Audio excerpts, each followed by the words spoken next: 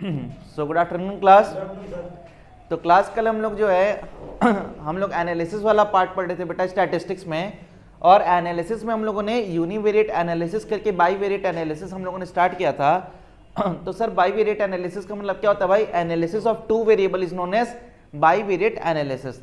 और भाई स्टैटिस्टिक्स में हमारे पास बाईवेरिएट एनालिसिस के लिए हम लोगों ने देखा था सर, हम लोगों के पास उसके लिए दो टूल्स था। फर्स्ट इज कोरिलेशन होता है और दूसरा कौन सा टूल होता है सर? रिग्रेशन होता है।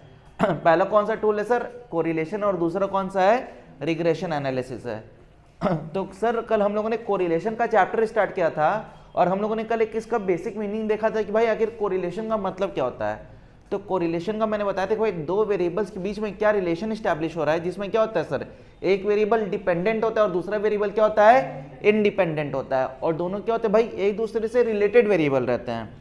तो भाई जब दो रिलेटेड वेरिएबल के बीच में जब हम क्या करते हैं, रिलेशन स्टडी करते हैं, उसी रिलेशन की स्टडी को हम लोग क्या बोलते हैं? कोरिलेशन बोलते हैं। समझ में आ रहा है क्लास? तो सर हम लोगों ने कल देखा था, फिर उसके बाद हम लोगों ने डिस्कस करे थे हम लोग काइंड्स ऑफ कोरिलेशन कि सर हमको कितने टाइप्स ऑफ कोरिलेशन देखने के लिए मिलते हैं। याद आ रहा है क्लास? तो सर सबसे पहले कल हम लोगों ने क्या देखा था भाई? किसके बेसिस पे हम लोगों ने देखा था? On the basis of direction. कि सर जो मेरा ग्राफ पे जो क्या होता है सर, डायरेक्शन होता है, उसके हिसाब से हम लोगों ने देखा था कि भाई हम लोगों के पास दो तरह के कोरिलेशन होते हैं। एक होता है सर पॉजिटिव कोरिलेशन और एक होता है नेगेटिव कोरिलेशन। मान लो एग्जाम में ऐसे क्वेश्चन आता है what is the correlation between the price of a commodity and it's supply, तो इसका आंसर क्या होगा राजीव? खड़े हो जाओ। मान लो एमसीक्यू से पूछता है कि what is the correlation between the, किसके बीच में? प्राइस ऑफ कमोडिटी और सप्लाई ऑफ कमोडिटी के बीच में किस टाइप का कोरिलेशन एस्टैब्लिश करता है? पॉजिटिव कोरिलेशन वहां पे एग्जिस्ट करेगा। और अगर मान लो प्राइस और डिमांड रहेगा तो नेगेटिव कोरिलेशन रहता है। समझ में आ रहा है? अच्छा मान लो अगर कंपनी का जो है सेल्स और प्रॉफिट, कंपनी का सेल्स अगर इंक्रीज कर रहा है तो कंपनी का प्रॉफिट भी इंक्रीज कर रहा है, तो उसके बीच में कैसा कोरिलेशन एस्टैब्लिश होगा? क्या क्या होगा? पॉजिटिव होगा। क्यों? क्योंकि कंपनी का सेल्स क्या हो रहा है? इंक्रीज कर रहा है। सेल्स के साथ क्या हो रहा है सर? कंपनी का प्रॉफिट भी साथ में इंक्रीज कर रहा है, तो वहां भी कैसा कोरिलेशन एस्टैब्लिश होता है? पॉजिटिव कोरिलेशन एस्टैब्लिश होता है। चलो वेरी गुड। तो अब देखो तुम लोगों के एमसीक्यूज में इसी टाइप से क्वेश्चन बनने वाले, बहुत ज्यादा टेक्निकल और बहुत ज्यादा न्यूमेरिकल क्वेश्चंस नहीं आएंगे। समझ में आ रहा है? तो कल हम लोग ने सर डिस्कस कर लिया था ऑन द बेसिस ऑफ, किसके बेसिस भाई? On the basis of direction. हम लोगों के पास दो तरीके के कोरिलेशंस आते हैं, एक आता है पॉजिटिव और एक आता है नेगेटिव। अब उसके आगे आज हम लोग को देखना है भाई on the basis of ratio. क्या देखना है? On the basis of ratio, कि भाई रेशियो के बेसिस पे हम लोगों के पास कितने टाइप के कोरिलेशंस होते हैं। समझ में आ रहा है? तो सर उसमें हमारे पास फिर से दो सब टाइप्स आते हैं, एक क्या आता है लीनियर कोरिलेशन और एक क्या आता है नॉन लीनियर कोरिलेशन। क्लियर हो रहा है क्लास? तो चलिए हम लोग जो है नेक्स्ट उसके बारे में थोड़ा सा लिख लीजिए। On the basis of ratio of change, कि सर अब देखो दूसरा, पहला बेसिस क्या था sir? On the basis of direction था। दूसरा कौन सा बेसिस है? On the basis of ratio of change. समझ में आ रहा है कि भाई हमारा जो रेशियो होता है दो कोरिलेशंस के, दो वेरिएबल्स के बीच में, उनके रेशियोज में क्या चेंज आता है, उसी हिसाब से हम लोग क्या करते हैं यहाँ पे कोरिलेशन को स्टैब्लिश करते हैं। क्लियर हो रहा है? समझ में आ रहा है क्लास? कि भाई मान लो दो वेरिएबल है, दो वेरिएबल के चेंज होने में उनका क्या रेशियो चेंज हो रहा है, तो उस हिसाब से हम लोग क्या करते हैं वहां पे फिर कोरिलेशन को एस्टैब्लिश करते हैं। तो सर हम लोग अगर देखें तो on the basis of ratio of change,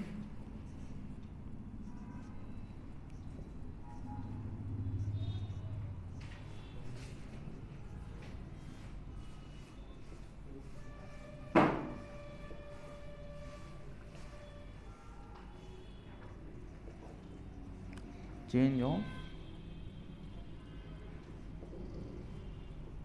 भाई, जो हम लोग का रेशियो चेंज होता है उसके अगर हम आधार पे देखेंगे सर, तो हम लोग के पास कितने टाइप का कोरिलेशन आता है? दो टाइप का कोरिलेशन होता है सर। एक होता है लीनियर कोरिलेशन और एक क्या होता है नॉन लीनियर कोरिलेशंस।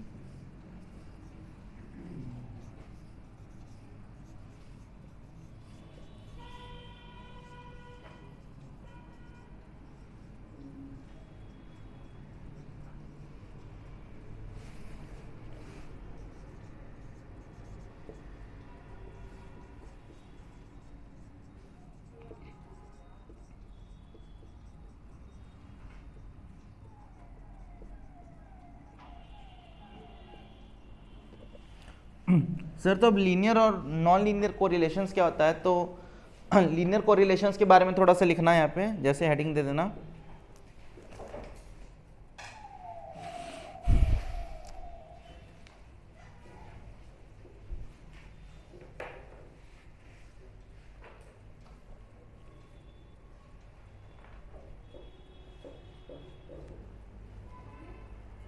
ये हो गया कोरिलेशन, तो लिख लो इसमें। हाँ अच्छा,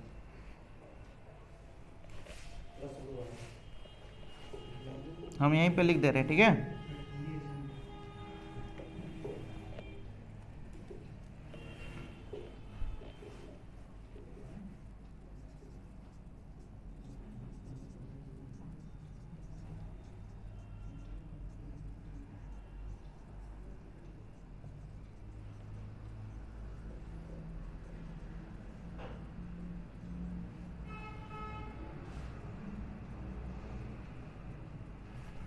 सर लीनियर कोरिलेशन में क्या होता है, तो सर लीनियर कोरिलेशन के केस में हम लोग के पास क्या रहता है सर, दो वेरिएबल्स रहता है, और दोनों वेरिएबल्स क्या होता है सर, सेम प्रोपोर्शन में चेंज होता है। कैसे चेंज होता है, सेम प्रोपोर्शन में चेंज होता है।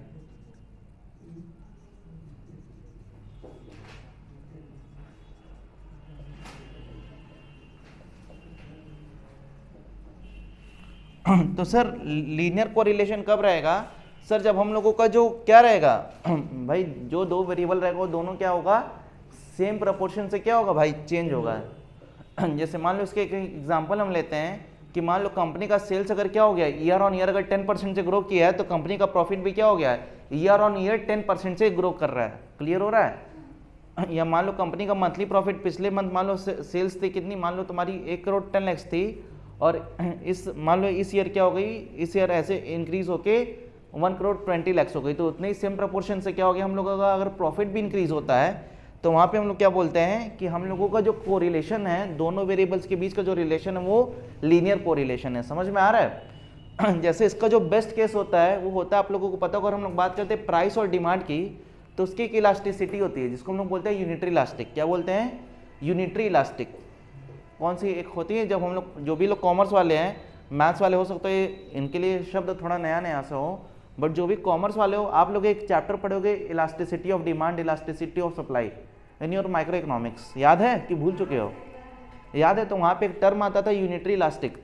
तो यूनिटरी इलास्टिक कब होता था, किस केस में होता था, बता सकती हो खुशी? बता सकती हो सौम्या?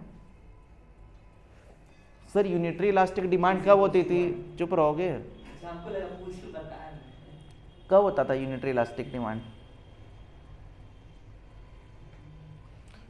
सर जब क्या होता था, when there is percentage change in demand is equals to percentage change in price. जब सर क्या होता था, हम लोगों का जितना क्या हो रहा है, जितने से हम लोगों का प्राइस चेंज हो रहा है, उतने ही सेम प्रोपोर्शन में क्या हो रहा है, हम लोगों का डिमांड भी चेंज हो रहा है। तो वहाँ पे उनके बीच का जो कोरिलेशन एस्टैब्लिश होता था, दैट इज लीनियर कोरिलेशन। समझ में आ रहा है। तो लीनियर कोरिलेशन हमको परफेक्टली इलास्टिक डिमांड वाले केस में देखने के लिए मिलता है। समझ में आ रहा है। वहाँ पे क्या होता था sir, percentage change in demand is equals to percentage change in price. तो दोनों के बीच का जो प्रोपोर्शन रहता था वो सेम रहता था, तभी हमारी इलास्टिसिटी क्या होती थी, 1 आती थी। क्लियर हो रहा है। और सर ये नॉन लीनियर कोरिलेशन क्या होता है, तो जब हम लोगों का क्या रहता है, when both the variables are not change in the same proportion. समझ में आ रहा है। तो उस केस में क्या होता है सर, हम लोगों का नॉन लीनियर कोरिलेशन होता है। क्लियर हो गया।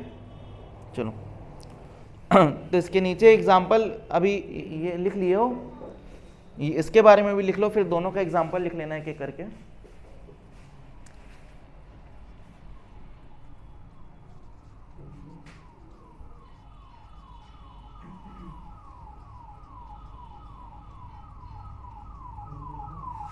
When both the variables are not changing,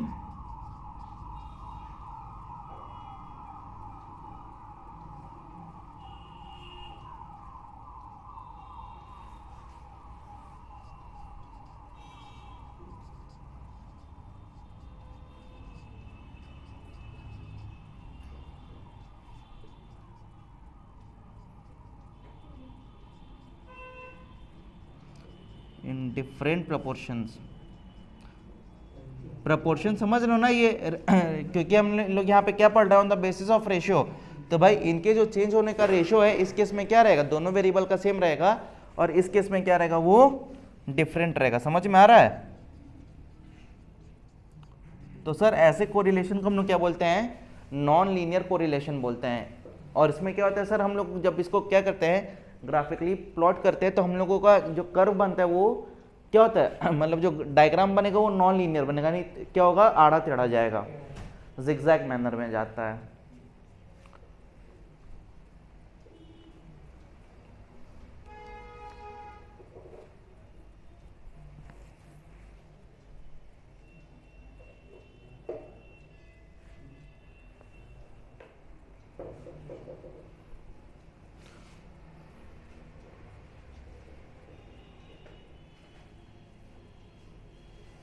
क्या हो गया?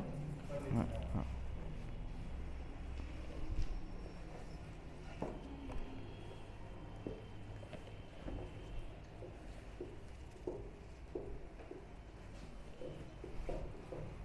इसका फिर एग्जांपल भी लीनियर कोरिलेशंस और इसका लिख लूं।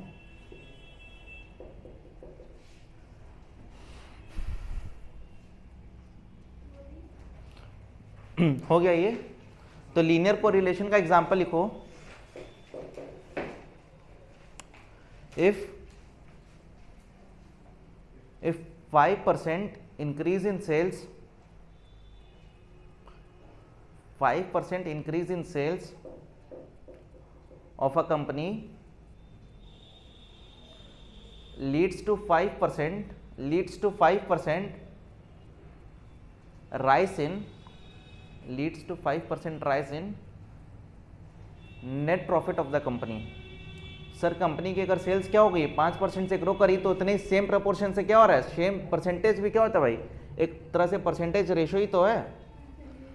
तो sir leads to rise in 5% net profit of the company.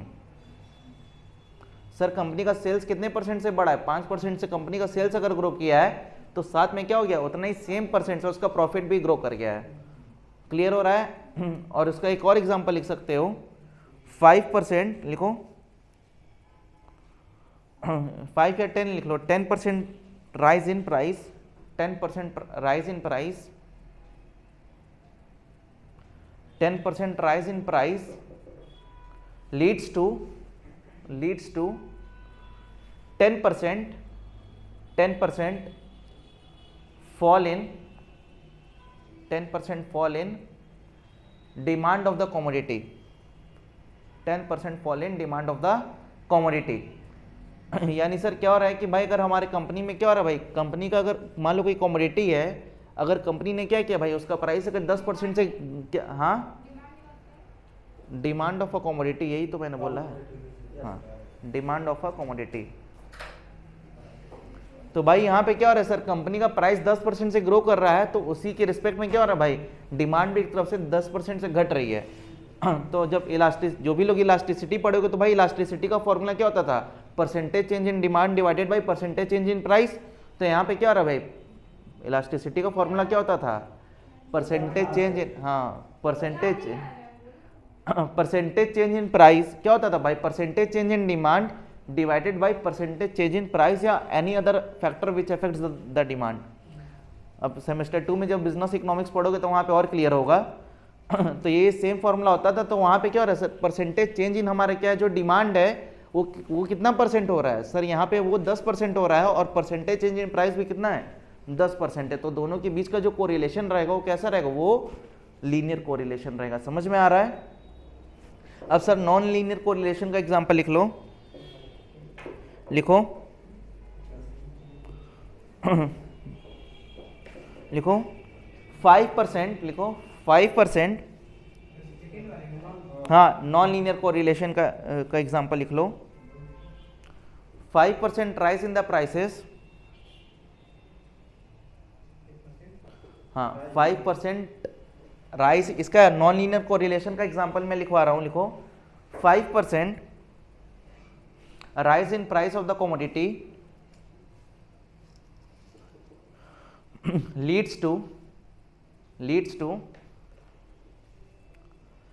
10% increase in demand, sorry increase in supply leads to 10% increase in supply of the commodity. यानी सर कंपनी का प्राइस यहाँ पे कितने परसेंट से चेंज हो रहा है? हाँ, कंपनी का प्राइस सर 5% से चेंज हो रहा है, बट उसकी सप्लाई कितने परसेंट से बढ़ जा रही है? 10% से बढ़ जा रही है। समझ में आ रहा है? फिर मान लो कंपनी का प्राइस हम कहते हैं, मान लो फिर आगे चल के 2% से चेंज हो गया और कंपनी की जो सप्लाई वो 15% से क्या हो गई? इंक्रीज हो गई। तो यहाँ पे क्या हो रहा है सर, दोनों के बीच का जो रेशो है, इधर सर कुछ और रेशो चल रहा है और इधर कुछ और रेशो चल रहा है। तो उस केस में सर अगर हम लोग क्या करेंगे, जब उसको ग्राफिकली प्लॉट करेंगे तो हमारा ग्राफ क्या होगा सर, कुछ ऐसे जिगजैग मैनर में जाने लगेगा। समझ में आ रहा है? तो इसलिए क्या होता है सर, इसको हम लोग नॉन लीनियर कोरिलेशन बोलते हैं। समझ में आ गया क्लास? और इसमें क्या होता है सर, इसमें जब दोनों ही सेम रेट से इंक्रीज करते हैं तो उसको हम लोग क्या बोलते हैं? लीनियर कोरिलेशंस बोलते हैं। समझ में आ गया क्लास? सर उसके बाद लास्ट में बचा on the basis of variables. Sir हमारे पास वेरिएबल्स के आधार पे कितने तरह के कोरिलेशंस होते हैं? तो उसमें सर हमारे पास मेनली दो होता है, एक सिंपल कोरिलेशन होता है और एक मल्टीपल कोरिलेशंस होता है। समझ में आ रहा है क्लास?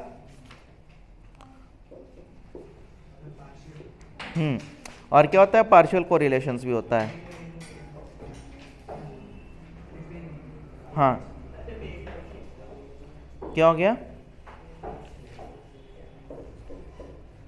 पार्शियल कोरिलेशन हालांकि बहुत कम देखने के लिए मिलता है, वो थोड़ा सा इम्प्रैक्टिकल है तो उसको कंसीडर नहीं किया जाता है। मेनली हमारे पास दो तरह के कोरिलेशंस आते हैं, एक सिंपल आता है और एक क्या आता है? मल्टीपल आता है। समझ में आ रहा है?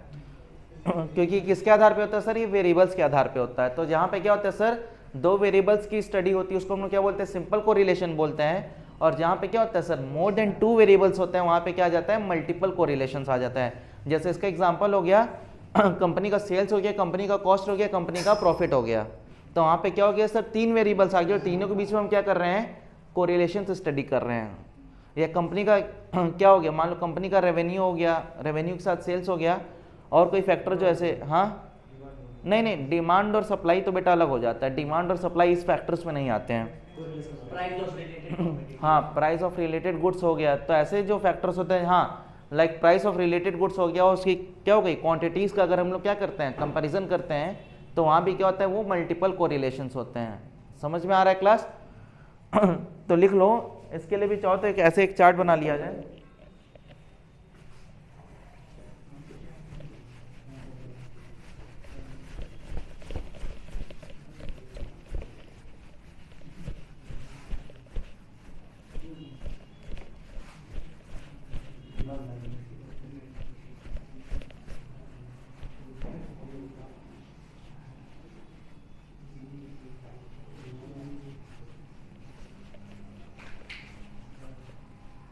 सर अब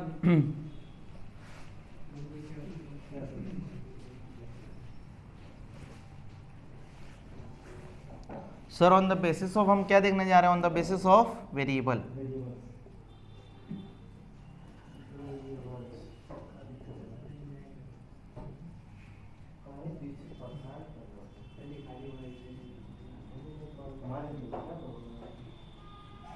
सर वेरिएबल्स के बेसिस पे हम लोग के पास मेनली देखो आपके बुक में दे रखा है तो मैं उसको भी लिख दे रहा हूँ। वरना मेनली हमारे पास क्या होते हैं सर, दो कोरिलेशंस होते हैं, एक सिंपल कोरिलेशन होता है और एक मल्टीपल होता है। समझ में आ रहा है सर? एक सिंपल कोरिलेशंस होता है, एक मल्टीपल होता है, और एक आपके बुक में क्या दे रखा है? पार्शियल दे रखा है।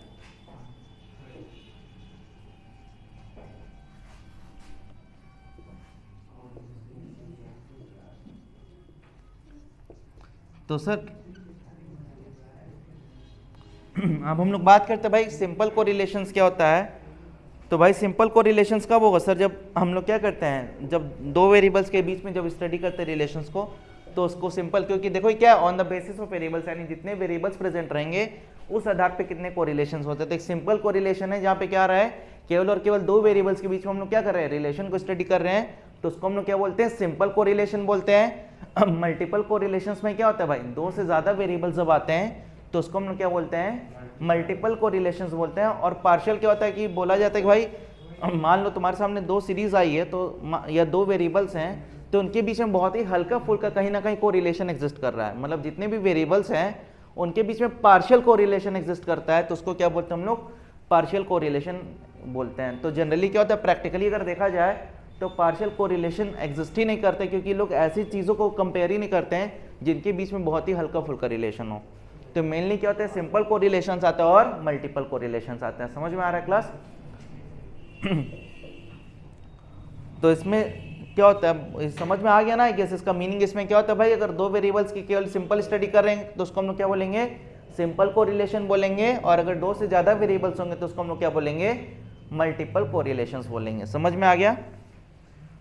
तो क्लास इसी के साथ हम लोग का जो है टाइप्स ऑफ कोरिलेशन खत्म होता है। अब टाइप्स ऑफ कोरिलेशन के बाद जो है नेक्स्ट जो हम लोग को पढ़ना है वो पढ़ना है डिग्रीज ऑफ कोरिलेशन। क्या हम लोग पढ़ेंगे, डिग्रीज ऑफ कोरिलेशन। फिर लास्ट में हम लोग क्या पढ़ेंगे, मेथड ऑफ फाइंडिंग कोरिलेशंस। तो नेक्स्ट हेडिंग आप लोग दे दीजिए, डिग्रीज ऑफ कोरिलेशन। हाँ क्या, पार्शियल कोरिलेशन ये होता है, जैसे मान लो तुम्हारे सामने अगर दो वेरिएबल्स है देखो सिंपल, हम फिर से एक बार बता रहे हैं कि भाई on the basis of variable, sir अब वेरिएबल के आधार पे कितने तरह के कोरिलेशन है। तो भाई सिंपल कोरिलेशन वो कोरिलेशन रहेगा जहां पे क्या सर, केवल और केवल दो वेरिएबल्स है। लाइक मान लो प्राइस हो गया, डिमांड हो गया, या प्राइस हो गया, सप्लाई हो गया। भाई उसके बीच में अगर तुम क्या कर रहे हो, रिलेशन स्टडी कर रहे हो, तो उसको हम लोग क्या बोलेंगे, सिंपल कोरिलेशंस बोलेंगे। समझ में आ गया? उसी तरीके से मान लो अब हम कहते हैं मल्टीपल कोरिलेशंस में, मान लो तुम क्या कर रहे हो, डिमांड को फोरकास्ट कर रहे हो। समझ में आ रहा है? डिमांड क्या होती है, जब फोरकास्ट होती है तो उसमें जितने भी फैक्टर्स रहते हैं डिमांड को अफेक्ट करते हैं, सबको कंसीडर किया जाता है। तो यहाँ पे मान लो मल्टीपल कोरिलेशन तुम स्टडी करने जा रहे हो, तो तुम यहाँ पे एक प्राइस ऑफ कमोडिटी कंसीडर कर लोगे, उसके बाद तुम कंसीडर कर लोगे प्राइस ऑफ रिलेटेड गुड्स। समझ में आ रहा है? प्राइस ऑफ रिलेटेड गुड्स हो गया, इनकम ऑफ, भाई क्या लोगों की, कंज्यूमर की क्या इनकम हो रही है, इनकम ऑफ कंज्यूमर हो गया। जब इसको तुम क्या कर रहे हो, यहाँ पे तुम एक कॉलम प्राइस ऑफ कमोडिटी का बनाओगे, फिर एक कॉलम किसका बनाओगे, प्राइस ऑफ रिलेटेड कमोडिटीज का बना दोगे। समझ में आ रहा है? उसके बाद तुम हो सकता है बना दो इनकम ऑफ कंज्यूमर का एक कॉलम, फिर एक तरफ लिखो डिमांड। तो तुम वहां पे क्या करोगे, डिमांड का रिलेशन किससे किससे स्टडी करोगे, भाई जो जो फैक्टर्स डिमांड को क्या करेंगे, अफेक्ट करेंगे। समझ में आ रहा है? लाइक मान लो पहला वेरिएबल क्या हो गया, प्राइस हो गया, जो कि सर डिमांड को क्या कर रहा है, प्राइस ऑफ खुद उसकी ओरिजिनल कमोडिटी। फिर होता है भाई प्राइस ऑफ रिलेटेड गुड्स, फिर मान लो इनकम ऑफ कंज्यूमर। ऐसे और भी सर्टेन फैक्टर्स रहते हैं जो कि क्या करते हैं सर, हमारी डिमांड को क्या करते हैं, अफेक्ट करते हैं। समझ में आ रहा है? तो सर डिमांड हमारी जो भी चेंज हो रही है, तो इसका जो चेंज हो रहा है, तो इस आखिर डिमांड सर मेरी किसके ऊपर बेस्ड है, सर डिमांड मेरी इन सब फैक्टर्स के ऊपर क्या होती है, बेस्ड होती है। तो हम क्या करेंगे सर, यहाँ पे डिमांड को स्टडी करेंगे और उसका हम लोग क्या करेंगे भाई, इन सब से रिलेशन स्टडी करेंगे कि भाई प्राइस के चेंज होने से डिमांड में क्या फर्क पड़ रहा है, प्राइस ऑफ रिलेटेड गुड्स के चेंज होने में क्या इसमें फर्क पड़ रहा है, और अगर मान लो कंज्यूमर की इनकम क्या हो रही है, अगर इंक्रीज हो रही है, कम हो रही है, तो उससे डिमांड पे क्या इफेक्ट पड़ रहा है। यहाँ पे हम लोग क्या करेंगे, मल्टीपल रिलेशंस हम लोग क्या करेंगे यहाँ पे स्टडी करके उसको एस्टैब्लिश करेंगे। तो उसको हम लोग क्या बोलते हैं भाई, मल्टीपल कोरिलेशंस बोलते हैं। समझ में आ गया? और उसी तरीके से सर होता है पार्शियल कोरिलेशन। तो सर पार्शियल कोरिलेशन क्या होता है, जैसे मान लो दो वेरिएबल तुम उठा लिए जिसके बीच में बहुत ही हल्का फुल्का जो हम कहते हैं मान लो लिंक होता है, या बहुत ही हल्का फुल्का, जैसे मान लो कंपनी की क्या प्रोडक्ट की डिमांड और उसका प्रॉफिट।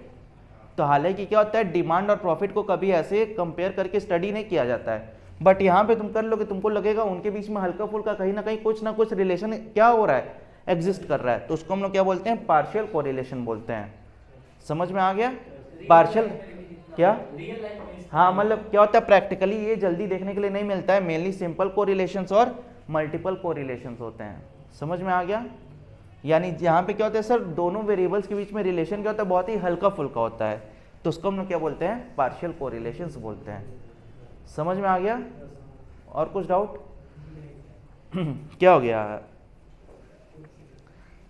कुछ और है तो पूछो।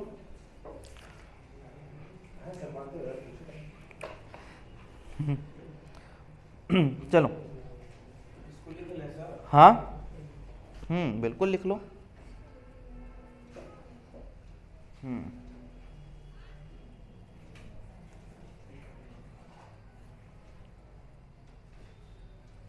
लिख लो इसको। चार्ट अगर जाओ तो यहाँ पे लिख सकते हो। जब क्या होता है, मोर देन टू वेरिएबल्स को हम लोग क्या करते हैं, कंसीडर करके जब उनके बीच में रिलेशंस को क्या करते हैं, स्टडी करते हैं।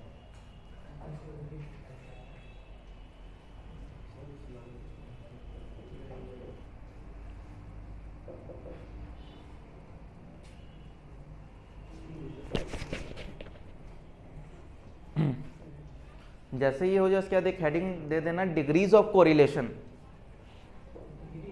हाँ, अपनी किताब मत पलटो, किताब पलटोगे तो लगेगा सर यही चैप्टर हम लोग का एग्जाम तक जाएगा, तो इतना हम बस इसमें फॉर्मूलेज हैं और उसके बाद फिर एक कॉन्सेप्ट है प्रोबेबल एरर और स्टैंडर्ड एरर का, तो वो हम लोग पढ़ लेंगे, उसके बाद ये चैप्टर हम लोगों का ओवर हो जाएगा। वैसे अगर मैं ट्रूली बताऊं तो इस चैप्टर से अगर मुझे नहीं लगता है कि 2 से 3 मार्क्स के से ज़्यादा का क्वेश्चन आएगा, और आएगा भी तो ये पीछे जो एमसीक्यू दे रखा है 7 एमसीक्यू है, इसी 7 में से आएगा जो आएगा। अब बेटा अगर हम पेपर बनाते तो हम बता देते, क्योंकि इस बार मान के चलो तो पेपर आप लोगों का इजी बनेगा।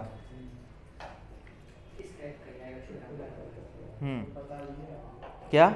हाँ इसके आगे, हाँ तो अब इसके आगे हम लोगों को पढ़ना है डिग्रीज ऑफ कोरिलेशन की। सर जो अब हम लोग क्या करते हैं, कोरिलेशन को जब हम लोग मेजर करते हैं तो उनकी क्या होती है भाई, एक डिग्री होती है। डिग्री का मतलब समझते हो क्या होता है, उसका मेजर, कि भाई वो जो कोरिलेशन का जो मेजर आ रहा है, जिसको कोफिशिएंट आ रहा है, उसकी क्या वैल्यू है, तो उसी को हम लोग बोलते हैं डिग्री ऑफ कोरिलेशन। समझ में आ रहा है? तो डिग्री ऑफ कोरिलेशन जनरली किसके बीच में रहती है, तो भाई कोरिलेशन हमारा जनरली -1 से लेकर +1 के बीच में रहता है। समझ में आ रहा है भाई? मान लो 2 वेरिएबल्स हैं, उनके बीच में क्या रिलेशन है, तो रिलेशन क्या होता है सर, हमारा हमेशा किसके बीच में रहता है, -1 से लेकर +1 के बीच में रहता है। सर -1 कब रहेगा, जब हम लोगों का निगेटिव कोरिलेशन होता है, तब जनरली क्या होता है सर, -1 या निगेटिव में क्या आता है, कोरिलेशन आता है। और पॉजिटिव में कब रहता है, जब पॉजिटिव कोरिलेशन रहता है। समझ में आ रहा है? और सर रिलेशन जनरली किसके बीच में एग्जिस्ट करता है, वही -1 से लेकर +1 के बीच में। तो सर यही होता है हम लोगों का डिग्री ऑफ कोरिलेशंस। तो देखो इसके बुक में बेटा आप लोग इस चीज़ के लिए आपकी बुक में एक चार्ट दे रखा है, पेज नंबर 452 पे, पेज नंबर 452 पे एक चार्ट दे रखा है। आ जाओ देखो, यहाँ पे डिग्रीज ऑफ कोरिलेशन दिया हुआ है और नीचे एक टेबल फॉर्म में एक चार्ट दे रखा है। कृष्णा लो, तुम भी देख लो। अरे यहाँ पे जब है एक्स्ट्रा बुक तो क्या करने, अपनी मुंडी इधर उधर झुका रहे हो। लो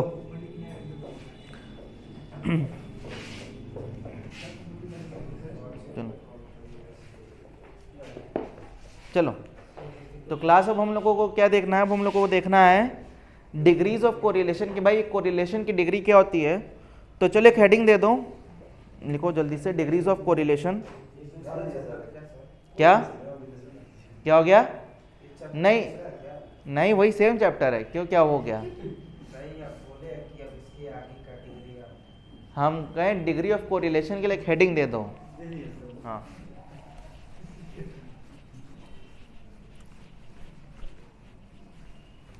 उसके बाद ये चार्ट आप लोग यहाँ पे रेफर कर लीजिएगा अपने बुक में।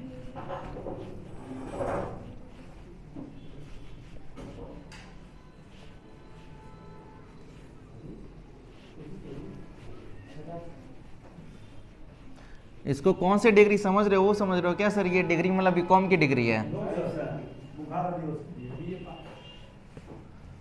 BA pass degree. हाँ, डिग्री ऑफ कोरिलेशंस।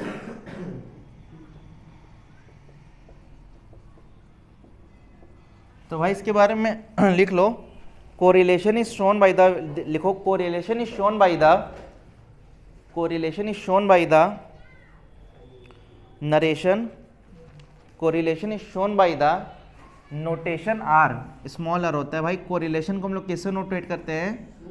हाँ, is shown by the notation R, correlation is shown by the notation R. Sir correlation हम लोग किससे शो करते हैं? स्मॉल नोटेशन आर से।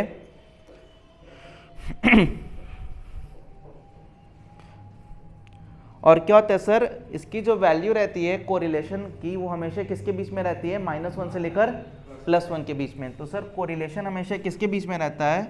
तो भाई कोरिलेशन हमेशा हमारा -1 से क्या होता है भाई? -1 से ग्रेटर होता है, और क्या होता है भाई? +1 से स्मॉलर होता है। समझ में आ रहा है? तो सर यही होता है हम लोगों का, कोरिलेशन हमेशा क्या होता है? -1 से लेकर +1 के बीच में एग्जिस्ट करता है। हाँ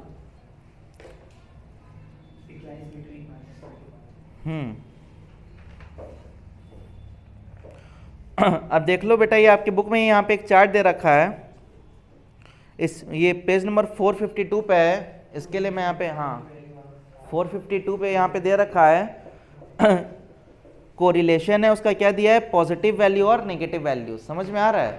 तब देखो सबसे पहले क्या लिखा है सर, परफेक्ट पॉजिटिव कोरिलेशन। भाई सबसे पहले क्या लिखा है? अच्छा ये बताओ परफेक्ट कोरिलेशन कब होगा? जब सर कोरिलेशन हमारा क्या रहता है, 1 के इक्वल रहता है, तब हम लोग उसको क्या बोलते हैं, परफेक्ट कोरिलेशंस बोलते हैं। तो भाई परफेक्ट पॉजिटिव कोरिलेशन कब रहेगा सर? जब हमारा नहीं, परफेक्ट पॉजिटिव कब रहेगा सर? जब हम लोगों का कोरिलेशन का क्या रहेगा, कोफिशिएंट +1 के इक्वल रहेगा। तो सर उस केस में क्या रहेगा, उस केस में हम लोग बोलेंगे कि हम लोगों का जो कोरिलेशन है that is perfect positive correlation. समझ में आ रहा है भाई? परफेक्ट कोरिलेशन कब होता है सर? जब हम लोगों का कोरिलेशन क्या रहेगा, 1 के बराबर रहेगा, तो उसको हम लोग क्या बोलते हैं, परफेक्ट कोरिलेशन बोलते हैं। अब परफेक्ट कोरिलेशन के 2 सब टाइप हो गए सर, एक परफेक्ट पॉजिटिव कोरिलेशन और एक परफेक्ट नेगेटिव कोरिलेशन है। तो सर परफेक्ट पॉजिटिव कोरिलेशन कब रहेगा सर? जब हम लोगों का कोरिलेशन का वैल्यू किसके इक्वल रहेगा, +1 के इक्वल रहेगा। और परफेक्ट नेगेटिव कब होगा सर? जब हम लोगों का कोरिलेशन का वैल्यू क्या रहेगा, -1 के इक्वल रहेगा। समझ में आ गया सर? कोरिलेशन को परफेक्ट कोरिलेशन कब बोला जाएगा सर? जब सर कोरिलेशन का वैल्यू +1 या -1 रहेगा, यानी 1 के बराबर रहेगा। समझ में आ रहा है? यानी एक तरह से कहो तो लीनियर कोरिलेशन को हम लोग क्या बोलते हैं, परफेक्ट कोरिलेशन बोलते हैं। समझ में आ रहा है?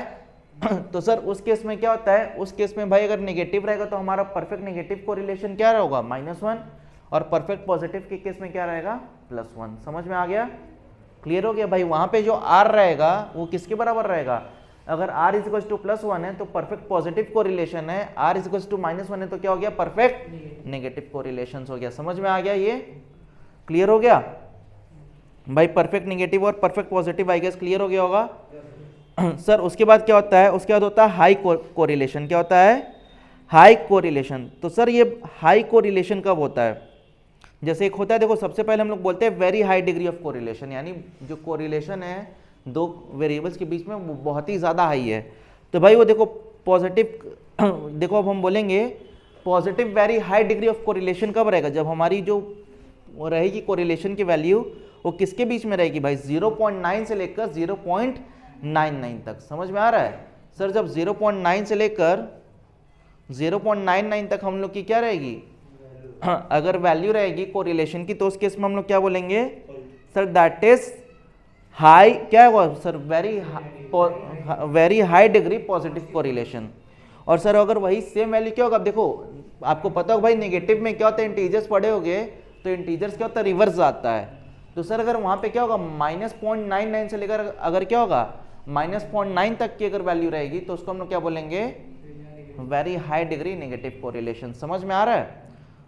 नहीं समझ में आ रहा है सर? उसके बाद क्या है, हाई डिग्री ऑफ कोरिलेशन। तो sir high degree of correlation कब रहेगा सर? जब हम लोग की वैल्यू क्या रहेगी, 0.5 से लेकर 1 तक रहेगी। कब, कहां से लेकर कहां तक, 0.5 से लेकर 0.9 या उसको क्या कह सकते हो, 1 तक। हाँ 0.75 से लेकर 0.9 तक।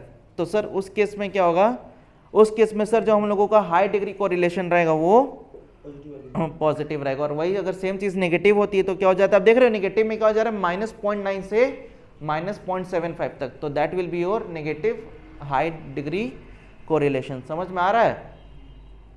उसके बाद क्या होता है सर, मॉडरेट डिग्री। तो मॉडरेट का मतलब क्या होता है, जब बीच में होता है। तो भाई जब हमारी कोरिलेशन कोफिशिएंट की वैल्यू क्या होती है, 0.25 से लेकर 0.75 तक रहती है, तब हम लोग क्या बोलते हैं, perfect moderate degree of correlation.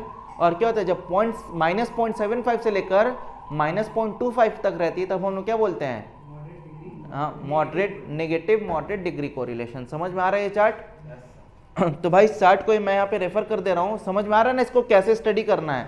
हो सके तो आप लोग इसका क्या करिएगा, खुद से एक एक ऐसे चार्ट बना के नोट्स बना लीजिएगा। समझ में आ रहा है? तो सर यहाँ पे क्या होता है सर, यहाँ पे हम लोगों ने देखा डिग्रीज ऑफ कोरिलेशन, और इसके लिए भाई पेज नंबर 452 पे क्या भाई, रेफर टेबल।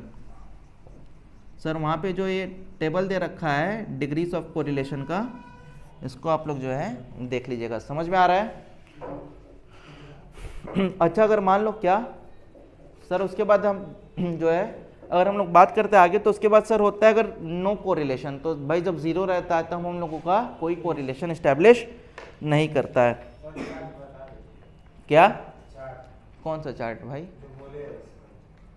बेटा तुम्हारे बुक में ही दे रखा है पेज नंबर 452 पेज नंबर पे।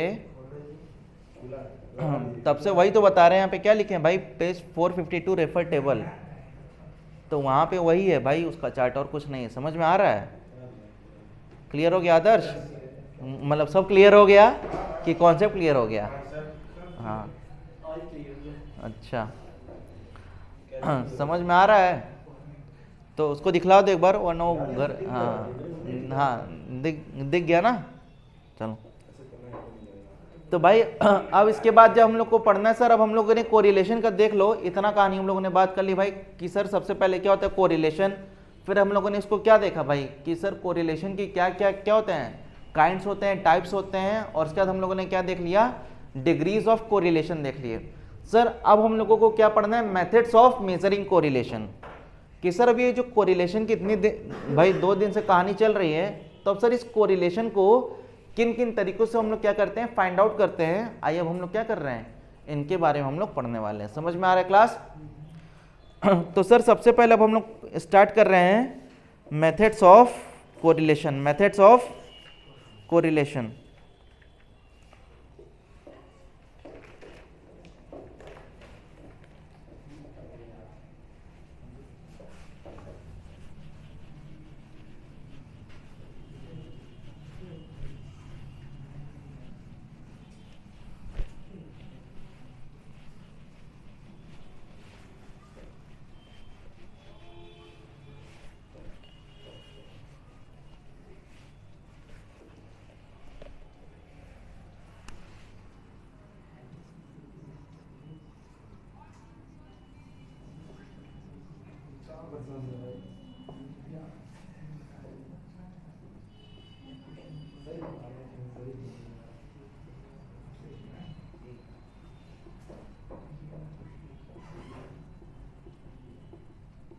सर अब हमको क्या पढ़ना है sir, methods of finding correlation.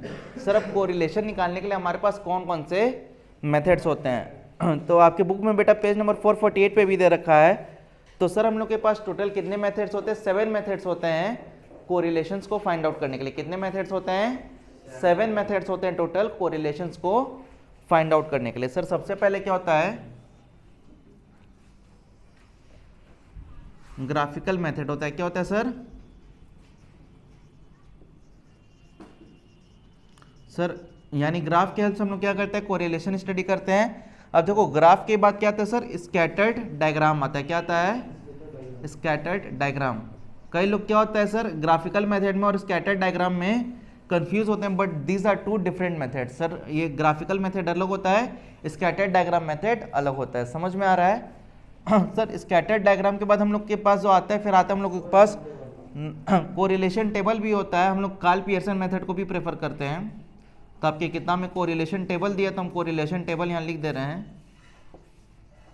Sir correlation table होता है, कोरिलेशन टेबल के बाद क्या होता है सर, यहाँ पे कार्ल पियर्सन कोएफिशिएंट ऑफ,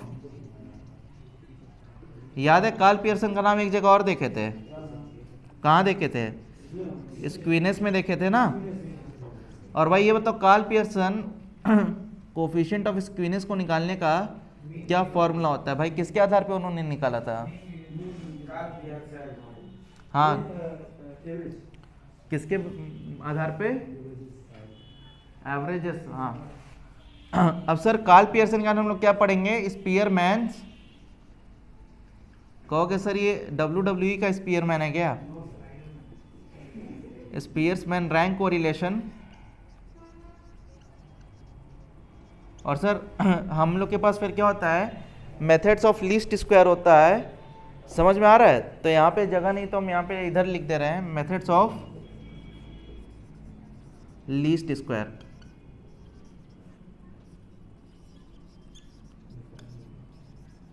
तो सर इससे जब अब हम लोगों को अपने सिलेबस में इसमें क्या क्या पढ़ना है, क्या, हाँ मेथड ऑफ कॉन्करेंट डिवीजन छूट गया, चलो उसको भी यहीं का एडजस्ट कर दो। Coefficient of concurrent deviations.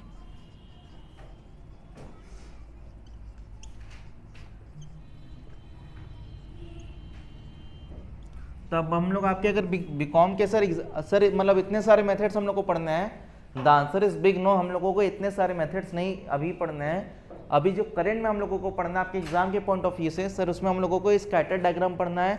Scatter diagram के बाद हम लोग क्या पढ़ेंगे, कार्ल पियर्सन पढ़ेंगे और स्पीयर्समैन का रैंक कोरिलेशन पढ़ेंगे। सर उसके बाद एक कोएफिशिएंट ऑफ कॉन्करेंट डेविएशन हो गया, ग्राफिकल मेथड हो गया, ये सब आपको आगे चल के पढ़ना है। सर अब ये मेथड ऑफ लीस्ट स्क्वायर क्या होता है, तो इसका कुछ एलिमेंट आपको उसमें देखने के लिए मिलेगा, क्या बोलते हैं, टाइम सीरीज वाले चैप्टर में। समझ में आ रहा है? बट हमको नहीं लग रहा है कि, क्योंकि जो मेथड्स है ये सब बहुत ही डीप चलने वाले मेथड्स हैं और बहुत ही डीप कॉन्सेप्ट है। तो एक चैप्टर है आप लोगों का टाइम सीरीज, तो हमको अगर नहीं लग रहा है कि इतना जल्दी इतना तेज़ में वो ख़त्म होगा। समझ में आ रहा है? क्योंकि है तो बहुत ही अच्छा चैप्टर, क्योंकि जिसको आगे चल के लाइक स्टॉक मार्केट वगैरह में क्या होगा, इंटरेस्ट होगा, तो उसमें एनालिसिस वगैरह में काफ़ी हेल्प होती है उस चैप्टर से। एक चैप्टर होता है टाइम सीरीज एनालिसिस है, आप लोगों के करिकुलम में है इंडेक्स नंबर के बाद। तो टाइम सीरीज अब देखो हम लोग को नहीं लग रहा है कि उसको बहुत अच्छे से पढ़ने के लिए टाइम मिल पाएगा, क्योंकि आप लोगों के एग्जाम्स अभी क्या है, ऑन फोरहेड हैं, और अभी हम उसको ऐसे अगर जल्दीबाजी में पढ़ाएंगे तो उस तरीके से मैं पढ़ा भी नहीं पाऊँगा और आप लोग पढ़ भी नहीं पाओगे। तो अब देखा जाता है उसका कुछ ना कुछ सल्यूशन निकालेंगे। अरे पहले ये तो ख़त्म हो एक एक करके ना सीढ़ी चढ़ोगे, हाँ ऊपर से नहीं ना मतलब जाके छलांग मार लोगे। चलो तो क्लास अब हम लोग को जो है सर इन सारे मेथड्स के ऊपर क्या करना है, अपने डिस्कशन करना है। तो सर हम लोग सबसे पहले देखो, अगर स्कैटर डायग्राम की बात करते हैं तो स्कैटर डायग्राम कुछ नहीं होता सर, वही डायग्राम्स पे क्या होता है, जब हम लोग वेरिएबल्स को क्या करते हैं, प्लॉट करते हैं, तो वो क्या होते हैं सर, बिखरे हुए होते हैं। तो सर ऐसे ही मेथड को हम लोग क्या बोलते हैं, स्कैटर डायग्राम मेथड बोलते हैं। लाइक आपकी बुक में देखो दे भी रखा है, आपके बुक में देखो यहाँ पे पेज नंबर 449 पे, 448 पे तो देखो ग्राफिकल मेथड है। यहाँ पे एवरेज इनकम और एक्सपेंडिचर को क्या किया गया है, कोरिलेशन ग्राफ के थ्रू प्रेजेंट किया गया है। समझ में आ रहा है? और देखो इसके बीच में बताया कि इन दोनों के बीच में क्या है, पॉजिटिव कोरिलेशंस है, क्योंकि देख रहे हो तरफ क्या हो रहा है सर, अगर इनकम बढ़ रही तो क्या हो रहा है, साथ में खर्चे भी बढ़ रहे हैं। तो इनकम और एक्सपेंडिचर के बीच का जो कोरिलेशन है वो पॉजिटिव कोरिलेशन है। ये किसके हेल्प से हमको बता रहा है, यहाँ पे ग्राफ के हेल्प से बता रहा है। So that is your graphical method. समझ में आ गया? सर उसके नेक्स्ट पेज पे देखो तो 449 पे दे रखा है स्कैटर डायग्राम। थोड़ा बैग हटा दो, दिख रहा है ना वहाँ से। तो सर सर तो अब देखो इसमें क्या होता है सर, सबसे पहला है देखो क्या है, परफेक्ट पॉजिटिव कोरिलेशन। तो सर जब क्या होता है, हम लोगों की जो लाइन रहती है वो अगर ऐसे क्या होती है भाई, स्कैटर डायग्राम मेरा क्या रहता है, एकदम ऐसे स्ट्रेट जाता है, तो हम लोग क्या बोलते हैं उसको, परफेक्ट पॉजिटिव कोरिलेशंस बोलते हैं। सर फिर परफेक्ट नेगेटिव में क्या होता है, जब उल्टा होता है तो वो क्या हो जाता है, परफेक्ट नेगेटिव होता है। फिर क्या होता है, लिमिटेड पॉजिटिव होता है और लिमिटेड नेगेटिव होता है। और उसके बाद क्या होता है, नो कोरिलेशन के पास मेरे पास क्या होता है सर, सर्कुलर डायग्राम होता है। क्या होता है, सर्कुलर। देखो नेक्स्ट पेज पे दे भी रखा है। तो सर ये सारे क्या होते हैं, हमारे स्कैटर्ड डायग्राम्स होते हैं। तो इनसे बहुत कम चांसेस है क्वेश्चन आने के। बहुत होगा तो एक ग्राफ दे देगा, तो उसका आपको बस ऑप्शन टिक करना रहेगा कि भाई कौन सा कोरिलेशन प्रेजेंट कर रहा है। समझ में आ रहा है? तो आई गेस आपको बुक से देख के क्लियर हो जाना चाहिए। उसके बाद सर जो सेकंड मेथड होता है, अब ये हम लोग इसको आज नहीं पढ़ने वाले हैं, क्योंकि आज आप लोगों को अगर समझाएंगे तो समझ में नहीं आएगा। तो हम लोग नेक्स्ट क्लास में स्टार्ट करेंगे Karl Pearson coefficient of correlation. समझ में आ रहा है? क्योंकि आज अगर उसको पढ़ाएंगे तो वो ज़्यादा हो जाएगा। हाँ टाइम भी हो गया है। चलो तो बेटा ये स्कैटर डायग्राम और ग्राफिकल मेथड समझ में आ गया है ना? चलो अच्छी बात है, धीरे से हाँ कर दो रिकॉर्डिंग को।